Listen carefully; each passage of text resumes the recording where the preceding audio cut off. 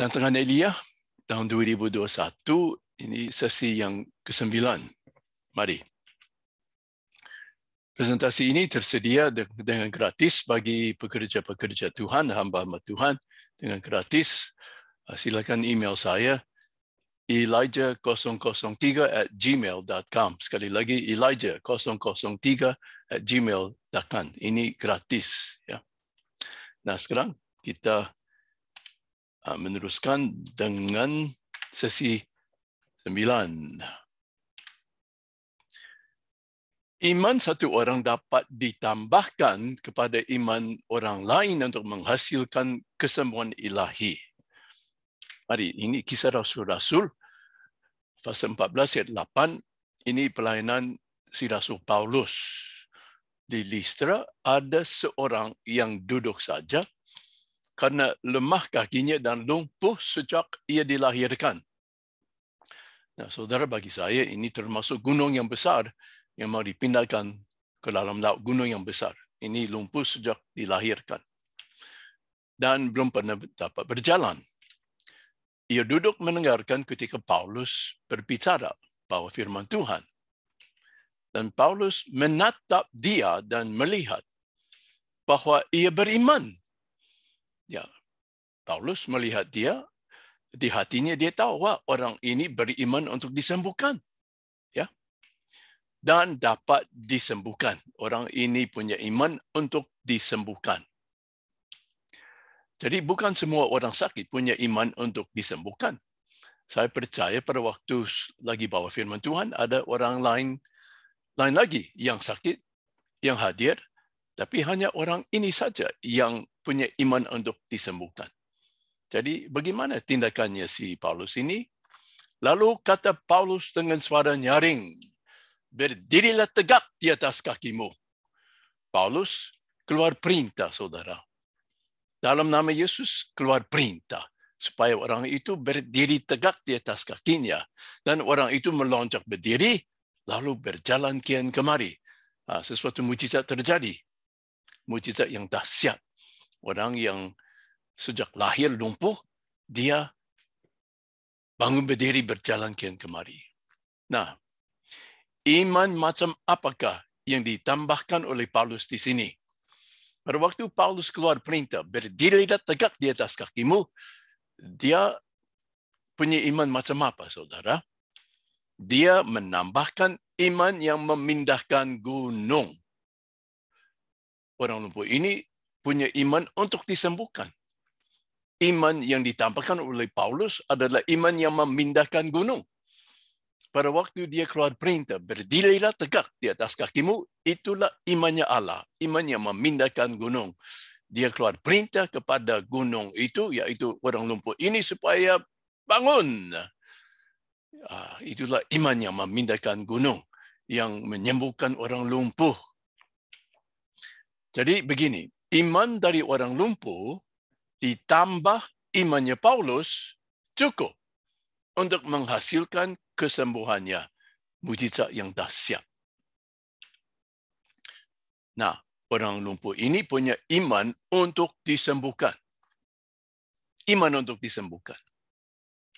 Dan Paulus punya iman yang memindahkan gunung. Atau imannya Allah. Yang sudah kita pelajari sering. Kedua macam iman itu bekerja sama untuk menghasilkan mujizat. Amin. Jadi ada dua macam iman kerjasama untuk menghasilkan orang lumpuh ini disembuhkan. Yang satu, iman untuk disembuhkan. Itu dari pihak orang lumpuh. Terus yang kedua, iman yang memindahkan gunung. Itu dari pihak si Paulus pada waktu dia keluar perintah dalam nama Yesus dengan imannya Allah. Saya harap itu jelas. Nah, bagaimana kalau orang sakit yang tidak punya iman untuk disembuhkan? Wah, itu lebih sukar untuk disembuhkan. Orang yang tidak punya iman untuk disembuhkan. Tetapi tetap bisa disembuhkan kalau konteksnya adalah penginjilan kepada orang yang belum percaya. Misalnya, Kisah Rasul-Rasul ayat 3. pasal 3 ayat 1. Pada suatu hari menjelang waktu sembahyang, iaitu pukul 3 petang, naiklah Petrus dan Yohanes ke bait Allah. Di situ ada seorang laki-laki yang lumpuh sejak lahirnya sehingga ia harus diusung. Tiap-tiap hari orang itu diletakkan dekat pintu gerbang bait Allah yang bernama Gerbang Indah untuk meminta sedekah kepada orang-orang yang masuk ke dalam bait Allah. Jadi orang lumpuh ini, dia tidak minta kesembuhan. Tidak. Tapi minta sedekah saja. Jadi boleh dikatakan orang lumpuh ini tidak beriman untuk disembuhkan. Ketika orang itu melihat bahawa Petrus dan Yohanes hendak masuk ke bait Allah, ia meminta sedekah dari Petrus dan Yohanes. Bukan minta kesembuhan. Tetapi Petrus tetap menyembuhkan dia dengan menjalankan otoritas. Ayat 6, Petrus berkata, demi nama Yesus Kristus, orang Nazaret itu, berjalanlah. Petrus keluar perintah kepada orang lumpuh ini, berjalanlah. Terus hasilnya, ayat 8, ia melonjak berdiri lalu berjalan kian kemari, melompat-lompat serta memuji Allah. Walaupun orang lumpuh ini tidak punya iman untuk disembuhkan. Ya, harapannya dapat sedikit sedekah saja. Harapannya tidak ada mau disembuhkan, tapi disembuhkan. Kenapa? Kenapa, saudara? Oleh karena konteksnya pemberitaan Injil yang membawa orang belum percaya kepada Tuhan. Konteksnya penting sekali. Kalau konteksnya pemberitaan Injil, kalau konteksnya membawa orang percaya kepada Tuhan, biar orang lumpuh itu tidak beriman. Biar orang sakit itu tidak beriman untuk disembuhkan, tetap bisa disembuhkan. Ini hasilnya.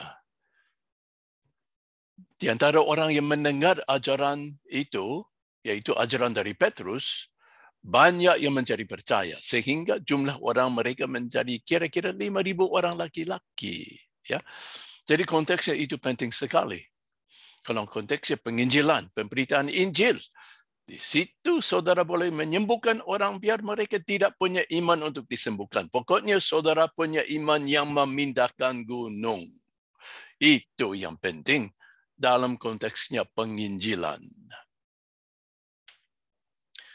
Nah, ini kesembuhan massal. Apa itu? Kesembuhan massal berdasarkan kesembuhan melalui jarak yang memakai hanya otoritas saja. Nah, pada waktu kesembuhan massal, kita melayani kesembuhan untuk banyak orang pada waktu yang sama. Jadi banyak orang bisa disembuhkan sekaligus pada waktu yang sama. Itu berdasarkan menjalankan otoritas. Otoritas. Sama seperti otoritas tidak dibatasi oleh jarak. Jadi pada waktu melayani kesembuhan massal tidak perlu menumpahkan tangan atas orang sakit karena berdasarkan otoritas saja yang tidak dikurangi oleh jarak, ya, tidak dipengaruhi oleh jarak, jauh dekat sama saja. Nah, sama seperti otoritas tidak dibatasi oleh jarak, otoritas juga tidak dibatasi oleh jumlah orang.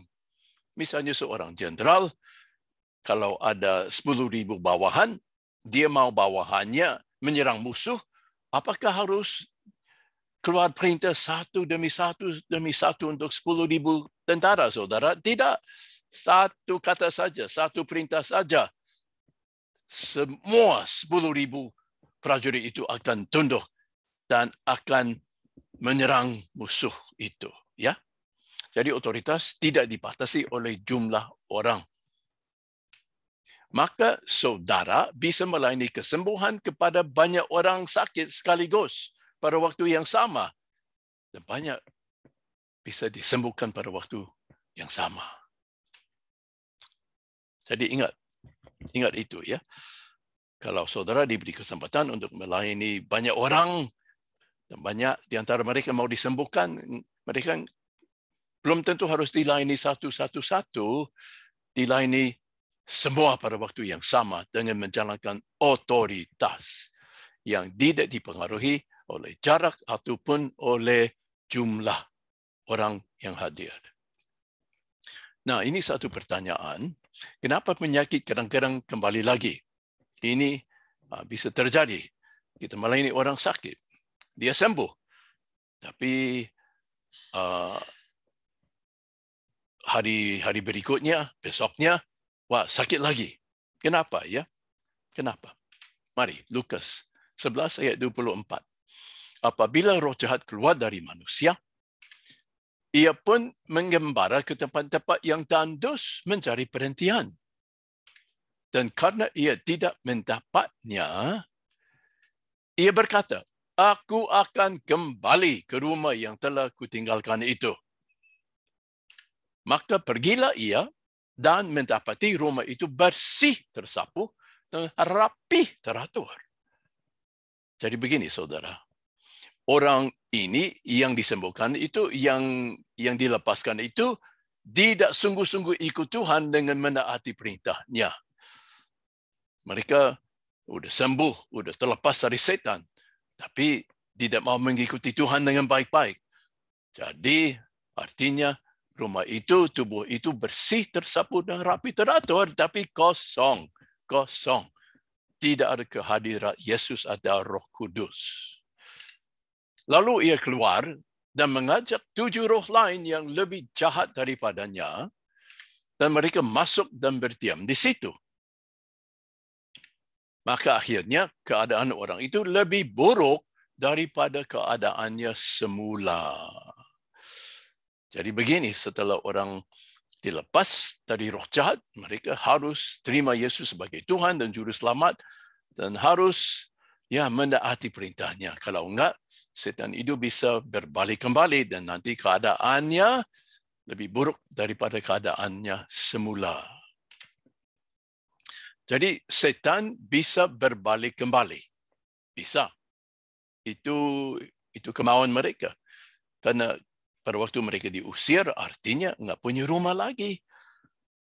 Jadi mereka cari rumah, cari-cari, enggak dapat, jadi mau balik kembali ke rumah asalnya, ya begitu. Jadi setan bisa berbalik kembali. Demikian juga sakit penyakit bisa berbalik kembali. Ciri-ciri dari sakit penyakit itu hampir sama dengan ciri-ciri daripada setan. Jadi setan bisa berbalik, sakit penyakit juga bisa berbalik, saudara. Jadi kalau penyakit itu balik, orang itu dilayani lagi dalam nama Yesus. Dilayani lagi, jalankan otoritas. Tenaga kesembuhan dijalankan lagi. Dan seterusnya, dijalankan seterusnya sampai penyakit itu tidak berbalik lagi. Ya. Jadi kalau penyakit itu balik, ya dilayani lagi. Dan kita harus pastikan orang itu sekarang ikut Tuhan dengan sungguh-sungguh. Ya. Dilayani lagi berkali-kali sampai penyakit itu tidak balik lagi. Nah, menurut Injil, ada roh-roh yang menyebabkan penyakit. Roh sakit penyakit. Mari. Lukas 13 ayat 10. Pada suatu kali Yesus sedang mengajar dalam salah satu rumah ibadat pada hari Sabat. Di situ ada seorang perempuan yang telah 18 tahun dirasuk roh. Sehingga ia sakit sampai bungkuk punggungnya dan dia tidak dapat berdiri lagi dengan tegak. Jadi roh setan ini menyebabkan perempuan ini menyebabkan punggungnya bungkuk sampai nggak bisa berdiri tegak lagi. Ya, ini disebabkan oleh roh jahat. Ketika Yesus melihat perempuan itu, ia memanggil dia dan berkata kepadanya, "Hai ibu, penyakitmu itu telah sembuh." Jadi di sini Yesus keluarkan perintah. Penyakit itu telah sembuh. Keluar perintah. Menjalankan otoritas. Lalu ia meletakkan tangannya atas perempuan itu. Saya percaya tangannya diletakkan atas punggungnya di mana ada penyakit itu supaya mengalirkan tenaga kesembuhan. Dan seketika itu juga berdirilah perempuan itu dan memuliakan Allah. Jadi ini ada sesuatu roh sakit penyakit. bikin punggungnya bungkuk. Lukas 11 ayat 14, pada suatu kali Yesus mengusir dari suatu setan yang membisukan. Jadi ternyata ada roh bisu yang bikin orang bisu, tidak bisa bicara.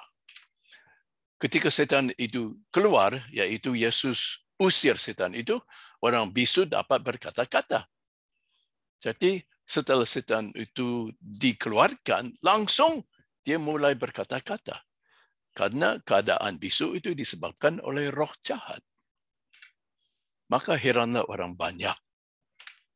Markus 9 ayat 25, ketika Yesus melihat orang banyak makin datang berkerumun, ia menegur roh jahat itu dengan keras, katanya, hai kau roh yang menyebabkan orang menjadi bisu dan tuli. Jadi begini, ada roh jahat yang bikin orang bisu, nggak bisa bicara dan nggak bisa dengar. Aku memerintahkan engkau, keluarlah daripada anak ini dan jangan memasukinya lagi. Jadi saudara boleh perintahkan setan supaya jangan masuki orang itu lagi. Saya seringkali kalau usir setan, saya seringkali bilang, and don't ever come back in Jesus' name. Jangan balik lagi dalam nama Yesus. Seringkali saya keluar perintah itu. Karena setan itu kecenderungannya dia mau balik kembali. Jadi saya keluar perintah, jangan balik kembali. Matius 12. Kemudian dibawalah kepada Yesus orang yang kerasukan setan. Orang itu buta dan bisu. Setan ini bikin orang buta, tidak bisa lihat dan tidak bisa bicara. Lalu Yesus menyembuhkannya dengan mengusir setan itu, sehingga si bisu itu berkata-kata dan melihat. Jadi saudara, ada roh jahat yang pekerjaannya macam-macam yang menyebabkan sakit penyakit. Ya. Jadi kalau melayani orang, seringkali kita harus ingat, penyakit ini bukan cuma jasmani saja, tapi boleh juga dicampur dengan kegiatan dari setan, dari roh-roh jahat. Harus ingat itu, ya. Jadi seringkali kalau saya melayani orang sakit, saya dua-dua. Dalam nama Yesus, semua sakit penyakit sembuh. Dan semua roh sakit penyakit keluar. Jadi dua-duanya saya tangani.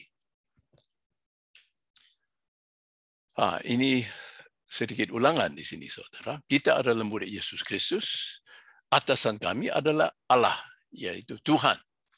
Terhadap Allah, terhadap Tuhan, kita beriman, yaitu iman kepada Allah, beriman kepada Tuhan. Itu yang menyelamatkan kita. Itu iman yang dasar sekali, iman kepada Allah. Tapi bawahan kita adalah penyakit dan setan dan daging kita. Terhadap bawahan kita menjalankan imannya Allah atau iman yang memindahkan gunung.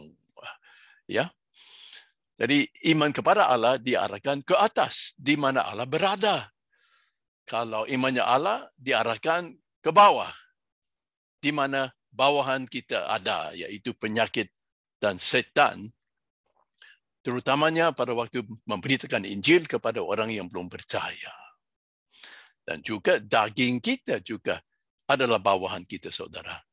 Nah, sebagai anak Tuhan, sebagai murid Yesus, kami bisa menguasai daging kita supaya kita jangan berdosa lagi. Pada waktu daging kita menggodai kita supaya kita berdosa, kita bilang, tidak, saya tidak akan berdosa, saya tidak akan berbuat hal itu, dalam nama Yesus, pergilah. Dan daging kita akan mengalah, saudara. Kita tidak akan masuk pencobaan. Tapi kita harus ingat, jalankan otoritas untuk menghancurkan daging kita, untuk menguasai daging kita. Kita harus keluar perintah. Nah, sekarang kita belajar pelayanan kepada orang percaya dalam konteks tubuh Kristus. Nah, sampai saat ini yang kita pelajari adalah bagaimana menyembuhkan orang sakit dalam konteksnya penginjilan, yaitu di luar gereja. Jadi seringkali kita melayani orang yang belum percaya. Nah, sampai saat ini itu yang kita pelajari, melayani orang yang belum percaya dalam konteks yang pemberitaan Injil kepada mereka yang belum percaya. Nah, sekarang kita belajar melayani orang yang sudah percaya, yang sudah selamat. Jadi ini konteksnya bukan penginjilan, konteksnya bukan pemberitaan Injil, tapi konteksnya tubuh Kristus. Nah, pelajaran ini diambil dari Yakobus 5, mulai dengan ayat 14. Sebetulnya 14 sampai 18, saudara. Mari. Nah, siapakah Yakobus sebetulnya? Siapakah dia? Nah, menurut banyak ahli Alkitab, Yakobus adalah adiknya Yesus. Adiknya Yesus. Jadi, dari manakah Yakobus belajar tentang kesembuhan? Dari siapa? Ya, itu pasti dari Yesus sendiri. Amin. Pasti dari Yesus sendiri. Jadi, apa saja yang Yakobus mengajar tentang kesembuhan, itu berdasarkan apa yang Yesus mengajar tentang kesembuhan. Amin. Ya, masuk di akal. Jadi, kita mau belajar bagaimana Yesus mengajar kesembuhan kepada murid-muridnya. Dengan memaklumi bagaimana Yesus mengajar kesembuhan, kita lebih faham apa yang Yakobus mengajar tentang kesembuhan. Nah, Yesus sebenarnya tidak pernah mengajar murid-muridnya mendoakan orang sakit. Tidak pernah, saudara. Ya, yang Yesus mengajar adalah menyembuhkan orang sakit dengan menjalankan otoritas dan tenaga kesembuhan. Itu yang diajar oleh Yesus.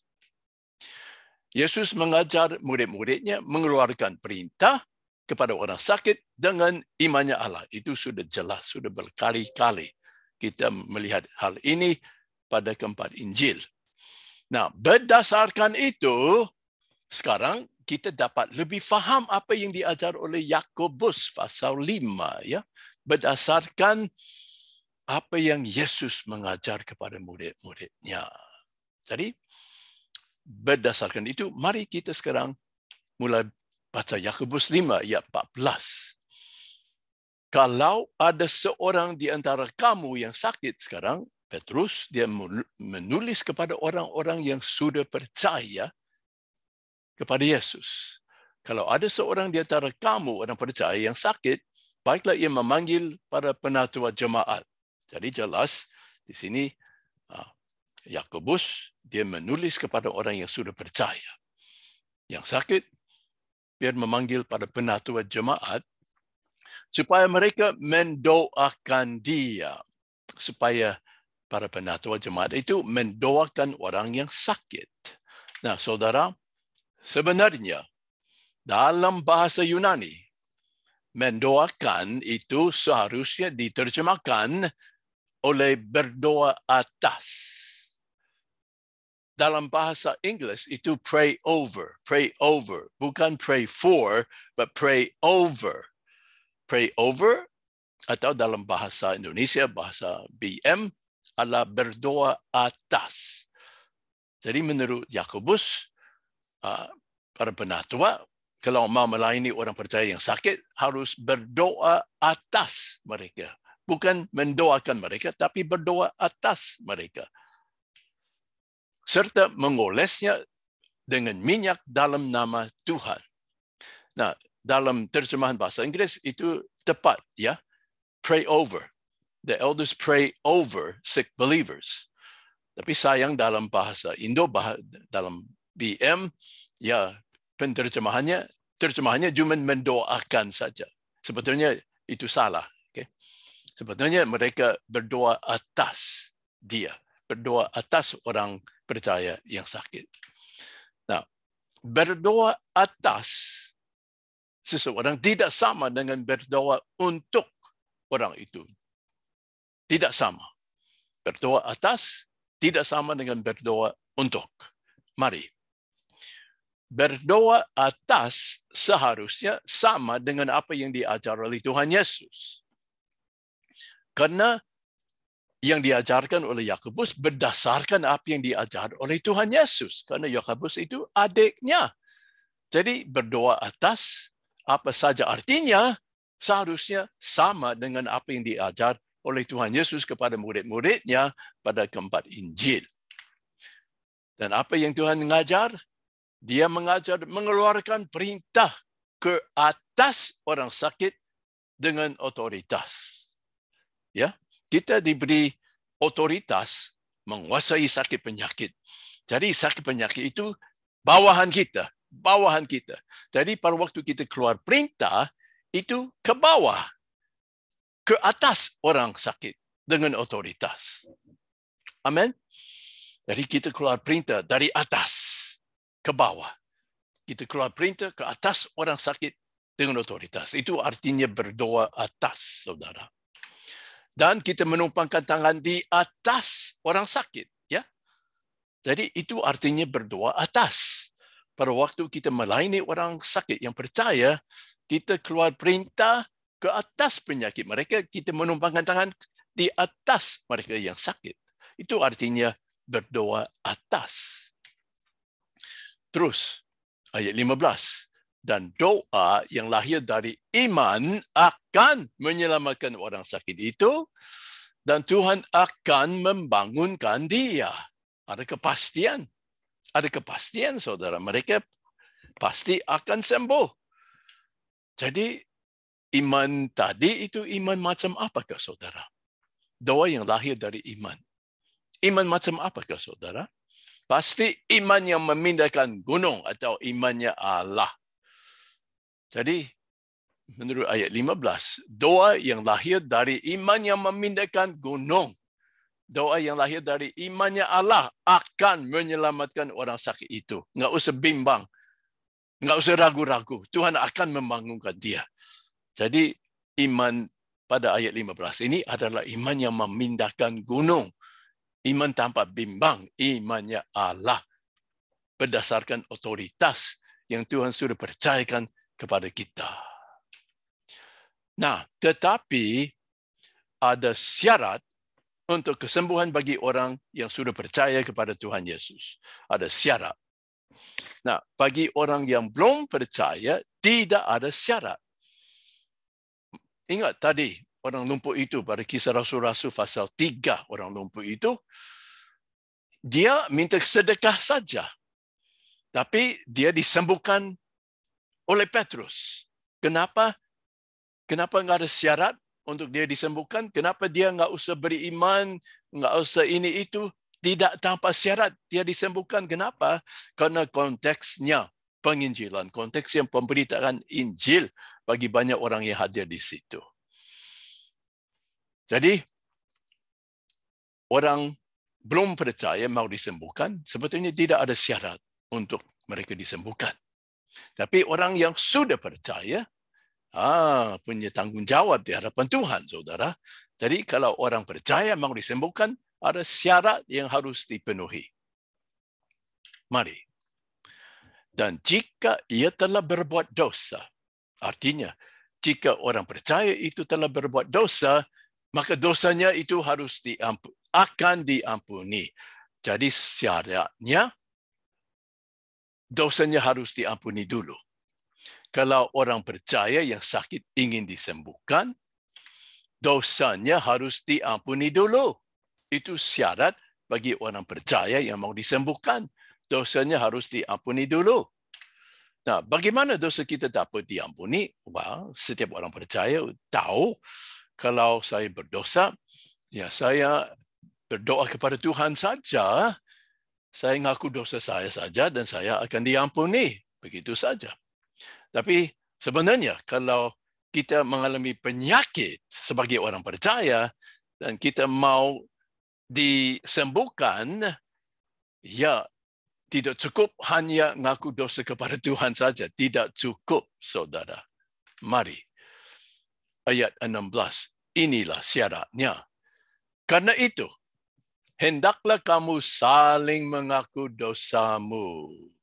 Ini syaratnya bagi orang percaya yang mau disembuhkan dari penyakit. kita harus saling mengaku dosa. Tidak cukup hanya mengaku dosa kepada Tuhan, itu enak aja ya kita sendirian dengan Tuhan mengaku dosa, nggak ada orang tahu dosa apa yang kita baru saja berbuat, nggak ada yang tahu. Tapi menurut ini, kita harus saling mengaku dosa, baru disembuhkan dari sakit penyakit kita. Nah, kenapa? Kenapa kita harus saling mengaku dosa kalau kita mau disembuhkan dari penyakit? Begini, kalau kita saling mengaku dosa kita, ada perdamaian yang sangat dipentingkan oleh Tuhan. Perdamaian dalam tubuhnya, dalam gerejanya. Setelah itu, baru orang percaya yang sakit dapat disembuhkan. Harus ada perdamaian dulu. Perdamaian dalam tubuh Kristus. Nah, Matius 5 ayat 25, ayat 23, sebab itu jika engkau mempersembahkan persembahanmu di atas mezbah, dan engkau teringat akan sesuatu yang ada dalam hati saudaramu terhadap engkau, karena mungkin engkau pernah bersalah terhadap dia, jadi di hatinya ada sesuatu terhadap kamu. Tinggalkanlah persembahanmu di depan mezbah itu, dan pergilah berdamai dahulu dengan saudaramu. Kita harus pergi berdamai dahulu dengan saudara kita. Itu syarat bagi orang percaya yang mau disembuhkan. Kita harus berdamai dengan sesama saudara kita. Ayat 25, lalu kembali untuk mempersembahkan persembahanmu itu. Jadi sebelum kita berdamai dengan sesama saudara kita, Tuhan tidak terima persembahan kita, saudara. Harus berdamai dulu. Tuhan mau perdamaian di dalam tubuhnya. Penting sekali bagi dia. Dia mau kita bersatu, saudara. Nah, kalau di hati kita ada sesuatu terhadap saudara kita, kita harus berdamai dulu. Harus berdamai dulu. Kita saling mengaku dosa supaya ada perdamaian. Itulah syarat bagi orang percaya yang mau disembuhkan dari penyakit. Nah, saudara, seringkali kita sebagai manusia, kita seringkali kita disakiti, hati kita disakiti oleh sesuatu hal, sesuatu kata, sesuatu perbuatan, sesuatu kesalahan dari sesama orang percaya kita. Ya, kita belum sempurna, kan? Nah, kadang-kala kita mengatakan sesuatu, kita berbuat sesuatu yang tidak benar. Jadi menyakiti hati sesama saudara kita. Jadi di hati mereka ada sesuatu terhadap kita, saudara. Ini harus diurus. Tuhan mau supaya ada perdamaian di dalam tubuhnya. Jadi untuk itu kita harus saling mengaku dosa. Oh, maaf saya katakan hal itu. Saya bikin salah, maaf. Kita harus saling mengaku dosa dan saling memaafkan. Ya. Dalam setiap anak Tuhan pasti ada sedikit sakit hati terhadap sesuatu orang di dalam tubuh Kristus yang pernah bersalah terhadap kita. Pasti ada. Ya. Dan sifat manusia sukar mengampuni orang. Sukar, ya, kalau kita sakit hati, susah sekali mengampuni orang yang bikin sakit hati terhadap kita. Tapi ini adalah syarat kalau kita mau disembuhkan. Ya. Nah, bagaimana kalau kita yang ada barang sesuatu di hati kita terhadap sesama kita? Bagaimana kalau kita yang di hati kita ada sesuatu hal terhadap sesama kita? Markus 11 ayat 25. Dan jika kamu berdiri untuk berdoa, ampunilah dahulu sekiranya ada barang sesuatu dalam hatimu terhadap seseorang. Kita harus mengampuni mereka. Kita harus mengampuni mereka. Kalau enggak, Tuhan tidak mendengar doa kita. Supaya Bapamu yang di surga mengampuni kesalahan-kesalahanmu. Jadi kalau kita mau supaya kesalahan kita diampuni, kita harus mengampuni mereka lebih dahulu. Mengampuni mereka yang bersalah terhadap kita, kita harus mengampuni mereka dulu, baru Bapa kami yang di surga mengampuni dosa-dosa kita, kesalahan-kesalahan kita. Baru setelah itu, kita akan disembuhkan oleh Tuhan. Ya? Ya? Jadi harus ada saling mengaku dosa, saling mengampuni dosa. Setelah itu baru kita disembuhkan oleh Tuhan. Apabila kita saling mengaku dosa dan berdamai dengan saudara kita dengan saling mengampuni dosa, Tuhan akan mengampuni kita dan kita bisa disembuhkan oleh doa yang lahir dari iman, yaitu iman yang memindahkan gunung. Jadi begini saudara, kalau ada orang percaya yang sakit, dilayani dengan imannya Allah, dengan iman yang memindahkan gunung, tapi biar bagaimanapun tidak sembuh, kemungkinan di hati orang percaya itu ada kepahitan, tidak mau mengampuni orang. Seringkali itu yang menyebabkan orang percaya tidak sembuh dari penyakit. Di hati masih ada kepahitan terhadap satu orang yang dulu pernah menyakiti hati dia, yang pernah mengatakan sesuatu, berbuat sesuatu yang menyakiti hatinya. Jadi saudara, kalau orang percaya tidak sembuh-sembuh, ya seringkali kita harus periksa hati kita. Apakah di hati kita ada kepahitan terhadap sesama kita? Saya kasih kesaksian. Ini beberapa tahun yang lalu saya pelayanan di Brasil di Amerika Selatan. Saya membawa firman Tuhan ini di satu gereja pada kebaktian hari Minggu. Saya bawa firman dari Yakobus 5 ini. Dan setelah selesai, saya berkata, nah sekarang kita melayani kesembuhan bagi orang percaya di sini yang perlu disembuhkan. Tapi sebelum itu saya berkata, mari kita memenuhi syaratnya dulu. Kita sekarang saling mengaku dosa. Jadi saya kasih mereka beberapa menit supaya mereka bangun dari tempat duduk, terus mendatangi orang lain di jemaat itu untuk saling mengaku dosa.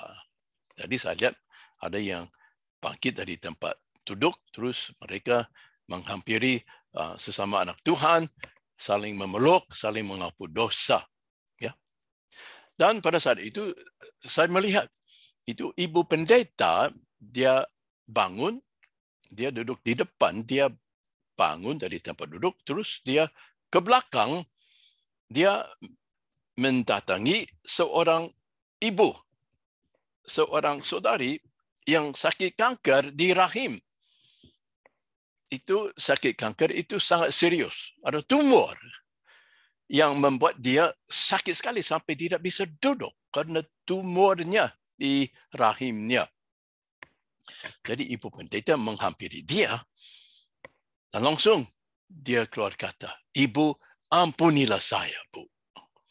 Nah, ibu ini dia jawab, "Ya, Ibu, saya mengampunimu."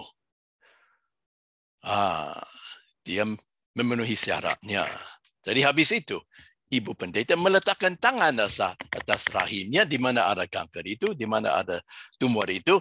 Terus dia keluar perintah, dalam nama Yesus, aku tangking tumor ini, jadilah engkau sembuh, sakit hilang dalam nama Isa, dalam nama Yesus. Nah, langsung sakitnya hilang, sakit di rahim itu hilang. Terus dia habis kebaktian, dia pulang. Nah, biasanya malam itu dia tidur. Nah, biasanya pada waktu malam nggak bisa tidur karena sakitnya dari tumor di rahimnya. Biasanya nggak bisa tidur, tapi malam itu dia tidur nyenyak. Sampai pagi dia bangun, tidur nyenyak. Terus dia menjamah perutnya. Waduh, tumor itu hilang, tidak ada tumor lagi. Haleluya, puji Tuhan. Terus dia kembali ke gereja, dia bersaksi. Itulah dia. Kenapa? Karena dia mengampuni ibu pendeta. Setelah itu, Tuhan menyembuhkan dia.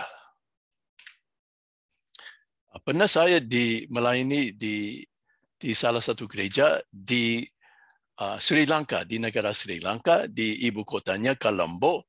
Saya melayani di sesuatu gereja cukup besar. Saya melayani di situ pada hari Minggu. Ini ya kira-kira 5 tahun yang lalu. Saya membawa firman Tuhan dari Yakobus 5.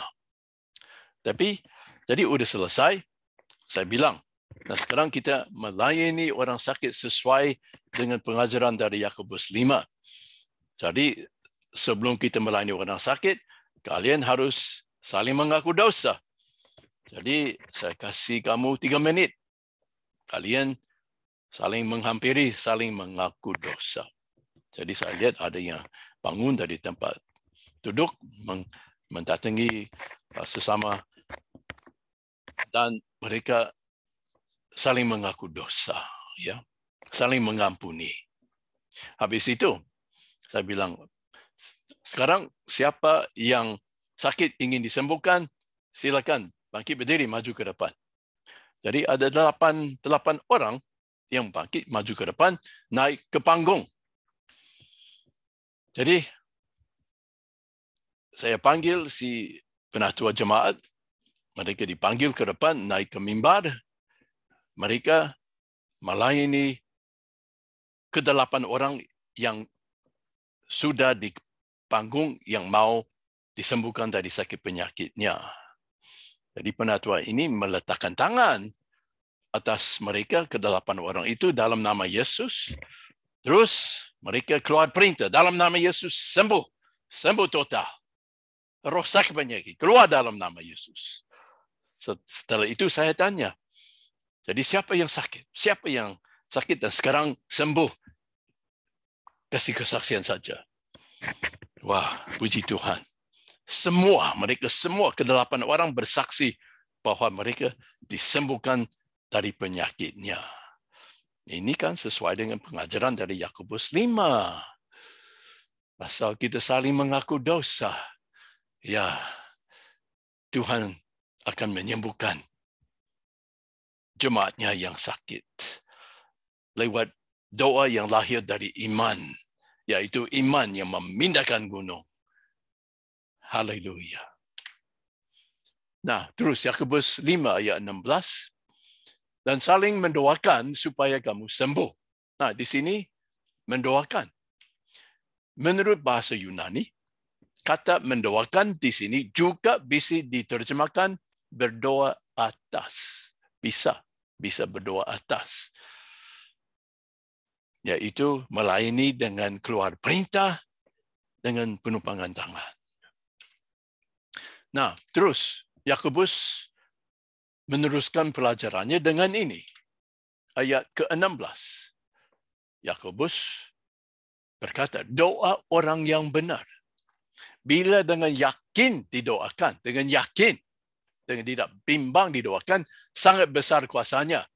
Elia adalah manusia biasa, sama seperti kita, dan ia telah bersungguh-sungguh berdoa supaya hujan jangan turun, dan hujan pun tidak turun di bumi selama 3 tahun dan 6 bulan. Nah, sebenarnya bagaimana caranya Elia berdoa di sini?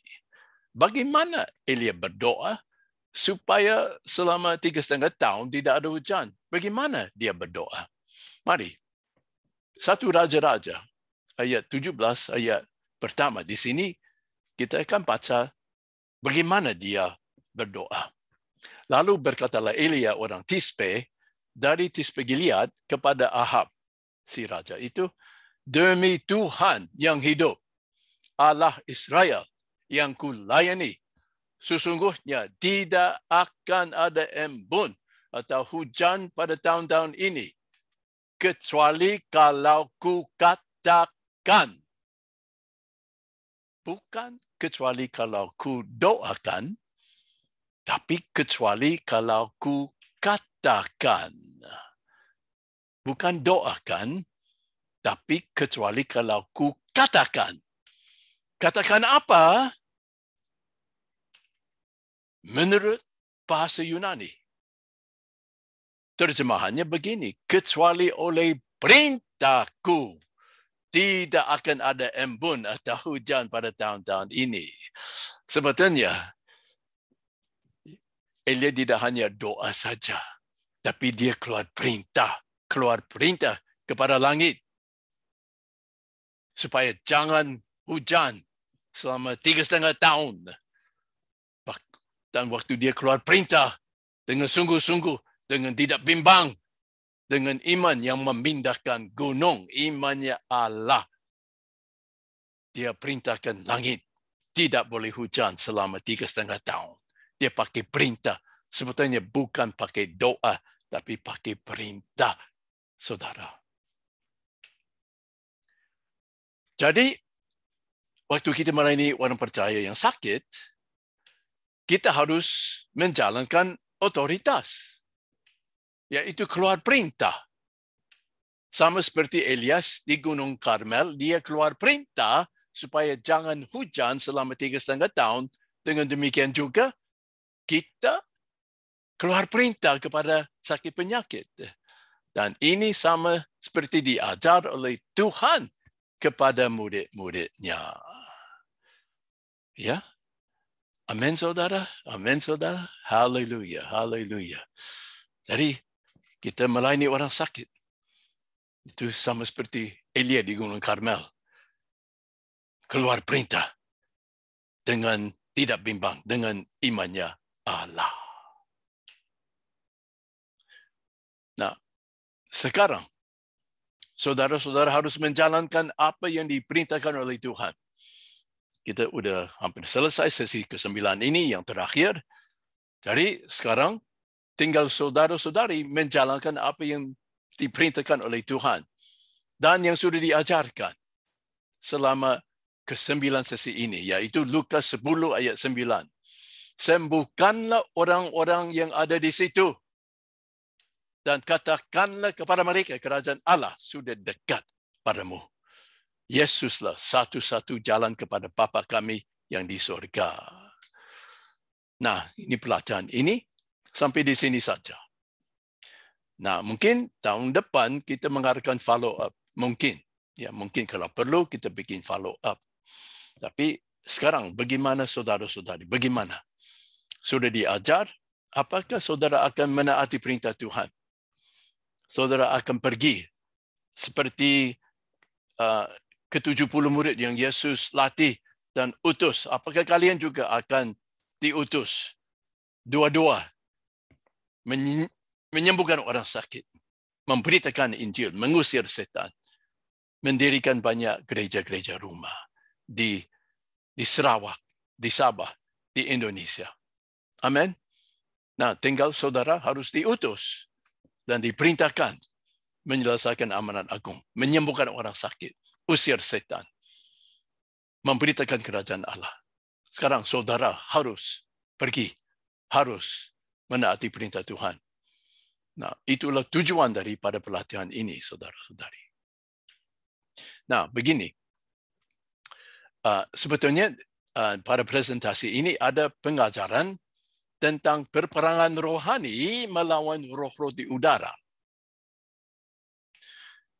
Kini pengajaran ini cukup populer. Banyak orang senang mengadakan perperangan melawan roh-roh di udara.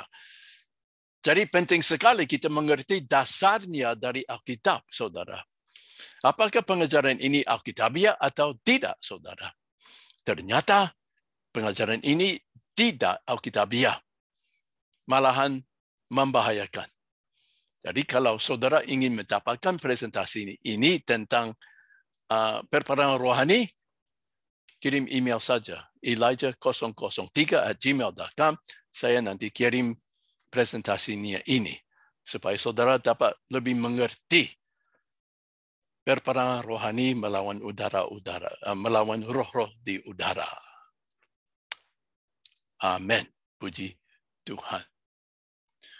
Nah, sekarang kita bikin presentasi. Saya mau melayani kesembuhan massal bagi siapa saja yang sakit di sini. Ya. Jadi begini. Kalau saudara ada sakit penyakit di mana saja, saudara meletakkan tangan di atas tempat yang sakit. Kalau sakit kepala, tangan di atas kepala. Kalau sakit perut, tangan di atas perut. Kalau ada tumor, tangan di atas tumor. Di mana saja saudara mengalami sakit penyakit, di situ saudara meletakkan tangan, dan pada waktu yang sama kita akan keluar perintah. Keluar perintah dalam nama Yesus dengan iman yang memindahkan gunung. Ya. Nah, begini, saya akan unmute sekarang. Okay. Saya akan unmute. Ya, thank you, brother. Bisa ya? Sudah unmute? Is everyone unmuted already? Yes, they are unmuted. Yes. Okay. Now, begini ya. Saudara meletakkan tangan atas dirimu sendiri di mana ada sakit. Sekarang, dengan mata terbuka, kita akan keluar perintah. Artinya berdoa atas. Kita akan keluar perintah dengan iman yang memindahkan gunung. Okay. Jadi ikut saya saja ya. Semua ikut saya. David. Semua ikut saya. People on YouTube. People on YouTube juga ikut. Dalam nama Yesus. Ayo ikut. Dalam nama Yesus. Dalam nama Yesus. Semua sakit penyakit pergi. Sekarang. Semua sakit penyakit pergi sekarang. Nah, harus dengan iman yang memindahkan gunung, ya. Harus dengan keras, ya. Karena sakit penyakit itu musuh. Musuh itu kita nggak mau serangi. Amin. Kita harus diserang. Jangan kata-kata itu hanya keluar saja, biasa saja, tapi harus dengan keras. Amin, saudara. Jadi sekali lagi dengan keras. Dalam nama Yesus. Ikut. Dalam nama Yesus. Semua sakit penyakit pergi, hilang. Semua sakit penyakit pergi, hilang. Dalam nama Yesus. Dalam nama Yesus. Semua roh sakit penyakit keluar dalam nama Yesus. Semua. Sakit pinggang sembuh dalam nama Yesus. Sakit kanker sembuh dalam nama Yesus. Sakit darah tinggi sembuh dalam nama Yesus. Sakit diabetes sembuh dalam nama Yesus. Semua tumor-tumor hilang, lenyap dalam nama Yesus. Jadilah engkau sembuh dalam nama Yesus. Semua sakit penyakit melenyap, menghilang, sembuh dalam nama Yesus. Jangan balik kembali. Dan semua roh sakit penyakit keluar. Jangan balik kembali. Dalam nama Yesus. Yesus menyembuhkan engkau. Nah, sekarang coba siapa sudah sembuh? Siapa sudah sembuh? Minta kesaksian dari yang sudah sembuh. Boleh unmute dan beri kesaksian. Siapa yang sembuh, silakan unmute dan bersaksi.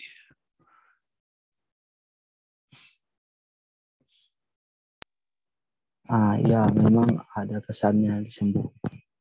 Ya, silakan. Puji Tuhan. Ya, tadi punggung saya rasa sakit dan belakang saya, tapi sekarang ya sudah sembuh. Sudah sembuh. Puji Tuhan. Itu sakit punggung sudah berapa lama ya? Dalam 2-3 hari ini sebab saya jalan. 2-3 hari ini.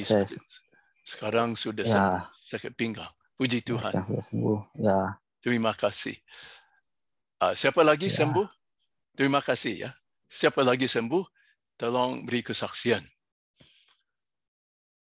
Satu lagi.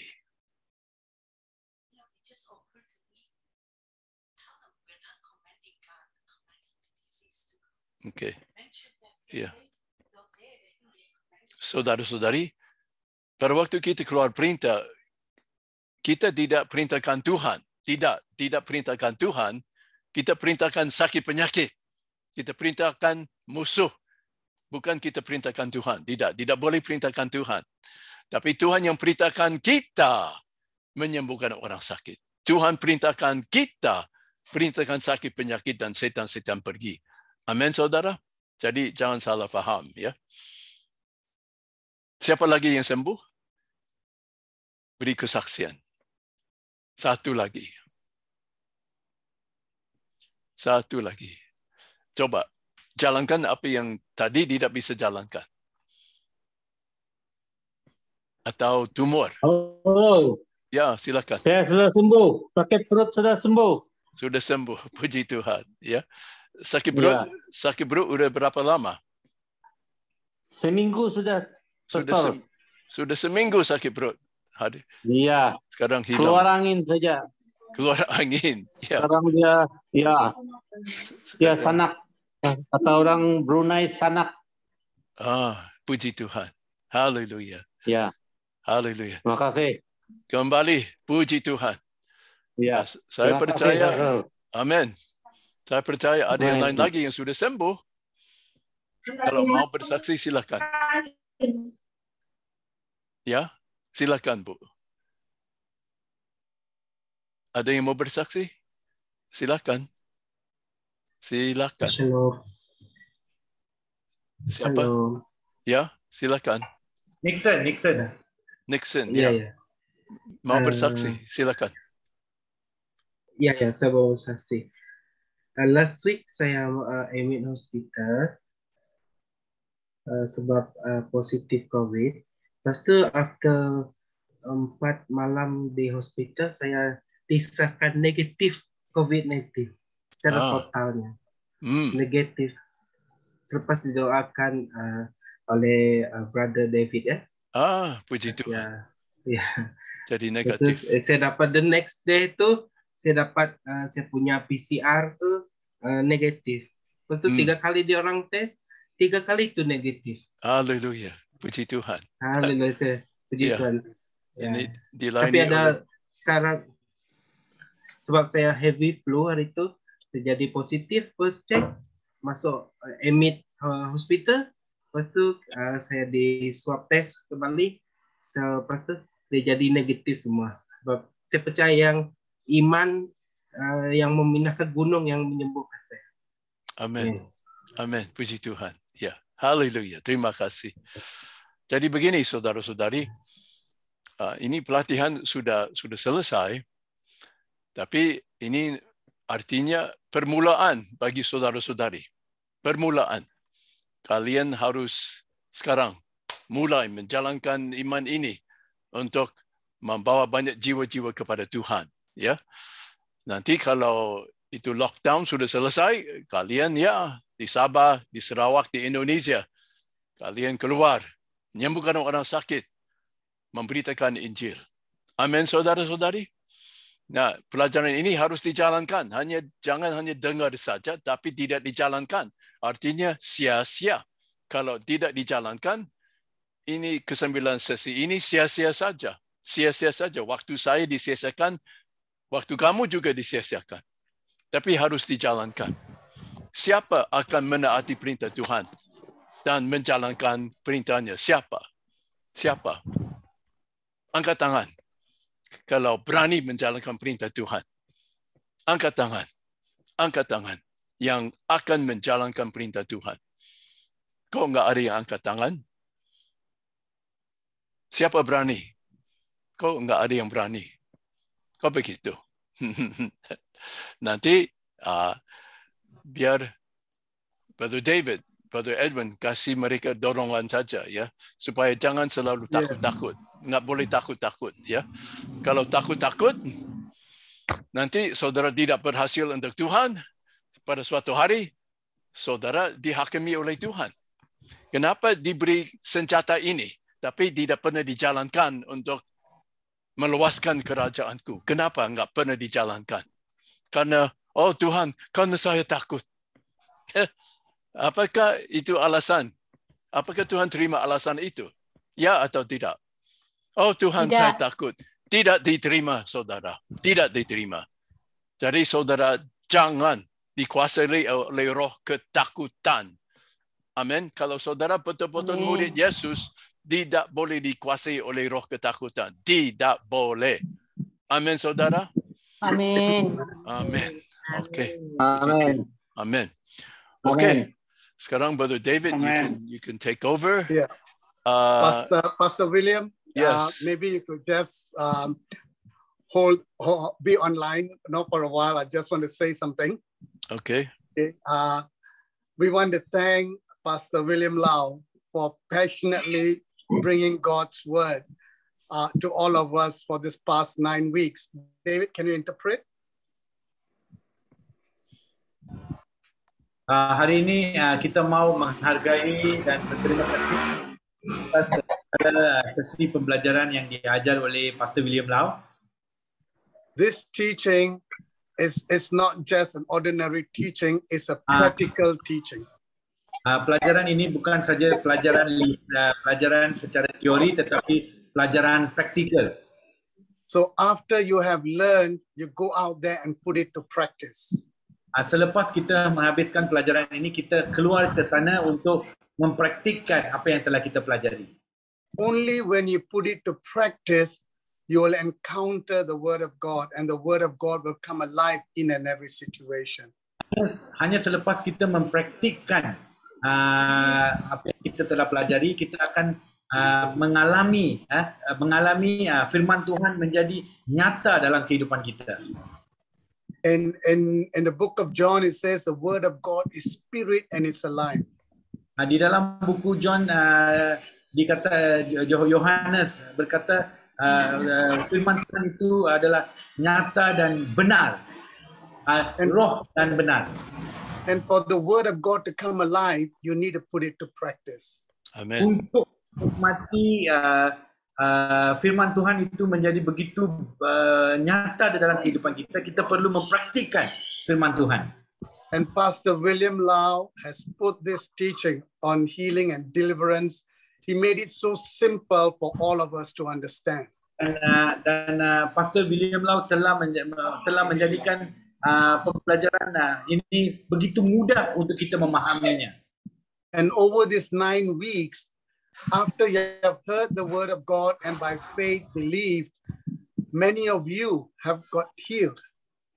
Dan kita antara kita yang telah mengikuti pelajaran ini telah menikmati penyembuhan yang begitu nyata. You yourself have encountered the power of God through the word of God. Kita sendiri telah menerima penyembuhan Tuhan melalui firman Tuhan. So go out there. Jadi pergilah ke luar sana. Whoever is sick, Sesiapa saja yang sakit, share with them, lay hands and pray for them in Jesus' name. kongsikan dan sembuhkan mereka dalam nama Tuhan Yesus. Amen. You know, always I hold this, I prayed for many people, when ministering, and I always hold this. I'm not the healer, he is the healer. Setiap kali saya mendoakan sesiapa saja di luar sana, saya begitu menikmati bahawa saya selalu mengatakan bahawa saya bukanlah penyembuhnya, tapi Tuhan Yesuslah penyembuh. I'm just a vessel to exhibit his glory. Saya hanyalah alat untuk membawa kemuliaan kepadanya. So go out there. Jadi pergilah keluar sana. And do something. Amen. And the last command that Jesus gave in Matthew 28. Perintah terakhir yang telah diberikan oleh Tuhan Yesus dalam Matthew 28 is to go forth and make disciples. Go. Adalah untuk pergi dan memuridkan. Pergi. And the Great Commission in the book of Mark. Dan amanat Tuhan dalam buku Markus. Say, go and preach the word. Pergilah dan mengajar firman Tuhan. And these signs will follow after you. Dan mukjizat akan mengikuti. You will lay hands on the sick and they will recover. Letak tangan di atas orang sakit dan mereka akan sembuh. So the first thing that you need to do dan perkara pertama yang perlu kita lakukan is take the first step forward. Mengambil langkah pertama dalam iman. And when you take the first step, he will take the 10th step towards you to use you for his glory. Amen. Amen. Kita mengambil salah Amen. ke depan. Tuhan akan mengambil 10 langkah untuk memenuhi. Amen. Amen. Amen. Amen. And we want to appreciate Pastor William Lau. Untuk He's dan been kita mau faithful. menghargai Pastor William Lau. We want to take a love offering. He didn't ask for it, but we want to bless a man of God as he blesses us. Kita mau memberkati, walaupun Pastor William Lau tidak minta, tapi kita mau memberkati hamba Tuhan ini. Yeah, so we want to take a love offering. We'll put our bank account number and you put there designated to Pastor William Lau. Dan kita mau mengambil pemberian kasih ini untuk kita memberkati Pastor William Lau. 100% of what you give, 100% will go to Pastor William Lau. 100% apa yang diberikan akan pergi kepada untuk memberkati Pastor William Lau. And we also want to get Pastor William Lau's permission to put him in our WhatsApp chat. Dan kita mau meminta kebenaran daripada Pastor William Lau untuk memasukkan Pastor William Lau dalam kumpulan seminar pelayanan yang telah kita bentuk. Yes, of course. Not to give him more work to do, Bukan untuk menjadikan dia sibuk, but to bless him with what he has taught us. You put to practice and you share your testimony in the group. Amen. tetapi untuk memberkati Pastor William Lau dengan mengkongsikan apa yang mengkongsikan mukjizat dan segala perkara yang telah kita pelajari dan telah kita mempraktikkan dan mengkongsikan kesaksian. It'll be a great encouragement to Pastor William Lau and us. Itu akan menjadi galakan yang sangat besar kepada Pastor William Lau. To see this 9 Amen. weeks of teaching and sacrificing his time bearing fruit to the Untuk glory of God. melihat 9 minggu sesi ini yang telah diajarinya telah membawakan buah, telah menghasilkan buah dan untuk kepada daripada pelajaran ini. Yes, and if you cannot take down the bank account number, Brother David will put it in the WhatsApp group, and we will also include Pastor William Lau in. And let us encourage one another in this ministry of healing and deliverance through your testimonies. Marilah kita menggalakkan sesama kita sendiri dalam pelayanan ini, dan kita akan masukkan maklumat bank account ke dalam grup seminar pelayanan supaya untuk kesenangan hamba-hamba Tuhan untuk memberkati Pastor William Lau. Okay, I'm going to close in prayer, and we can continue the ministry Yes. with Brother David later. Yes. Can I say something first, brother? Yes, sure. Ya, begini ya, pengajaran ini memang sudah berhasil di India, sudah terbukti ya. Selama 4 tahun ini, mulai dari tahun 2018, ada lebih dari 1,000 gereja rumah dibangun, dimulai, dan jumlah orang-orang percaya yang baru kira-kira 50,000 orang percaya yang baru. Hasil ini kebanyakannya dari mujizat yang terjadi. Wah, sekeluarga mau percaya kepada Yesus, dan di situ langsung dimulai gereja rumah, ya. Jadi hasil yang sama seharusnya disaksikan di Malaysia dan di Indonesia. Bisa aja yang kita saksikan di India juga bisa dihasilkan di India dan Malaysia. Amin, saudara. Saya encourage you, saya kasih dorongan. Yang terjadi di tempat lain bisa terjadi di Sabah Sarawak. Apalagi Sabah Sarawak, di mana begitu banyak longhouse, di mana begitu banyak orang asli yang tidak punya agama, mereka lebih mudah dimenangkan oleh Tuhan, ya, mudah sekali. Jadi tapi firman Tuhan harus dijalankan, harus memberanikan diri, terjun ke dalam pelayanan, masuk longhouse, cari orang sakit, mereka disembuhkan. Kabarkan Injil, terus gereja rumah dimulai. Amin. Jadi, thank you, Brother Edwin. I'll be blessed to be on the WhatsApp group because I know I will hear many testimonies. So I will be very blessed. I'm the teacher. When I hear testimonies, I say, praise God. Thank you, Lord. Amen. Okay. Amen. All right. Thank you, brother. That's the greatest blessing. Yes, the greatest to blessing. hear what you have sought, you know. Amen. All right, Exactly. we'll close in prayer. Okay, go ahead, And brother. then please stay back and minister to one another after that. Praise you, Jesus. Lord, we just want to thank you. We just want to thank you, Lord Father, for your goodness. We want to thank you for your mercies. We want to thank you for your faithfulness, oh Lord, for your love, your sacrificial love, oh Lord Father. Lord, many have heard your word, oh Lord. And I pray, oh Lord, that your word will come alive to them, will be rhema to them, oh Lord Father. Yes, Lord. And I pray, oh Lord, as they begin to go forth, oh Lord, and speak your word, I pray that your word will go forth under the anointing of the Holy Spirit and not return void, but accomplish its very purpose, oh Lord, Yes, Lord. Father. I pray in the name of Jesus, oh Lord, Father, that every fear that they may have, oh Lord, going forth, Lord, you will remove them and give them a spirit of boldness, oh Lord.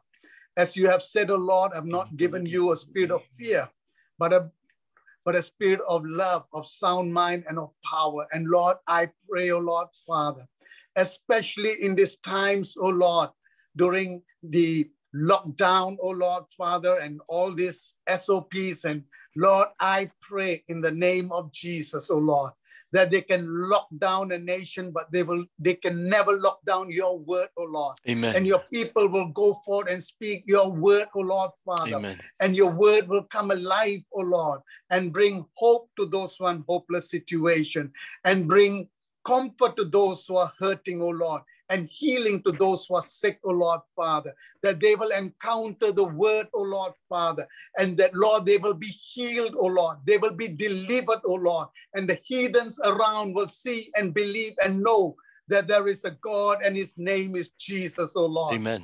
And so, Lord, I pray, oh Lord, through these encounters, oh Lord, that they will have as they go forth, oh Lord. I pray, oh Lord, many, oh Lord, will come to know you, oh Lord. Amen. Many, oh Lord, Father, will come into a relationship with you, oh Lord, Father. Lord, we want to thank you, oh Lord, Father, for Pastor William, oh Lord, for his faithfulness, oh Lord, in his ministry, oh Lord, Elijah Challenge, oh Lord, that you have put in his heart, oh Lord, that has blessed nations, oh Lord, Father. I pray, oh Lord, that you'll continue to use this ministry, oh Lord, Father, Amen. that, Lord, you will use it, oh Lord, Father, to a greater measure, oh Lord, Amen. Father, to Amen. countries, oh Lord, Father, that have not heard this teaching, oh Lord, Father, to Amen. countries, oh Lord, Amen. Father, where even Christians, oh Lord, where their spirit, oh Lord, are shut, oh Lord, to miracles and healing, oh Lord. I Yes, pray, Lord. oh Lord, Father, that you will open doors, oh Lord, in these last days, oh Amen. Lord.